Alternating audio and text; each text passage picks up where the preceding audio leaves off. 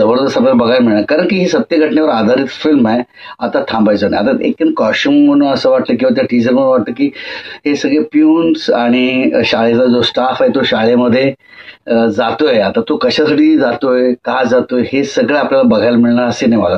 की जे शेवटच्या टीजर मध्ये क्लिपिंग आहे अशी सगळी, वरती सगळे फोटो भिंतीवर लागलेले आहेत. त्याच्यामध्ये आपले सगळे महान पुरुष आहेत, युग पुरुष आहेत, ज्यांचं कार्य देशासाठी आयुष्य ज्यांनी समर्पित केलेलं आहे, अशा सगळ्या महान लोकांचे फोटोज आपल्याला त्या भिंतीवर बघायला मिळतात.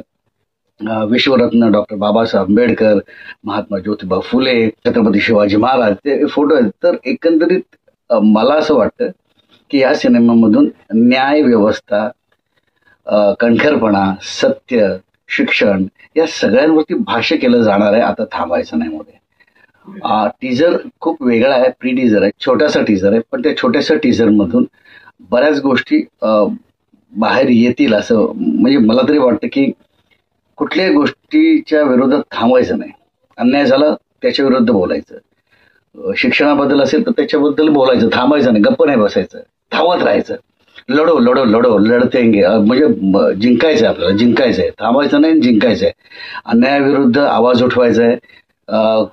जे जे शिक्षण पद्धती असो, न्याय पद्धती असो किंवा आपला हक्क असो, या सगळ्यांच्या बद्दल लढणं हा या सिनेमामधून संदेश मिळेल असं मला वाटतंय. म्हणजे हा माझा अनुमान आहे. तो किती खरा ठरणार आहे तो आपल्याला हा सिनेमा किंवा ट्रेलर लॉन्च झाल्यावर कळेल. खूपच उत्तम आणि शॉर्टमध्ये खूप स्वीट मेसेज देणारा हा प्री टीजर आहे. धावतायत शाळेतले कर्मचारी किंवा गव्हर्नमेंट कर्मचारी आहेत, पण मला तर शाळाच वाटते. शाळेतले कॉस्ट्युम शिपायांचा वाटतोय, ते शिपाई सगळ्यासाठी धावतायत. तो लेट अस सी कसं काय सिनेमा बोलणार आहे, पण टायटल खूप छान आहे. थांबायचं नाही, सगळे धावतायत. भरत जाधव धावतोय, सिद्धार्थ जाधव धावतोय, सगळा स्टाफ धावतोय आणि शाळेच्या पायऱ्यांवरून तो वर वर चढतोय. ती काय दिग्दर्शकाची विचार आहेत.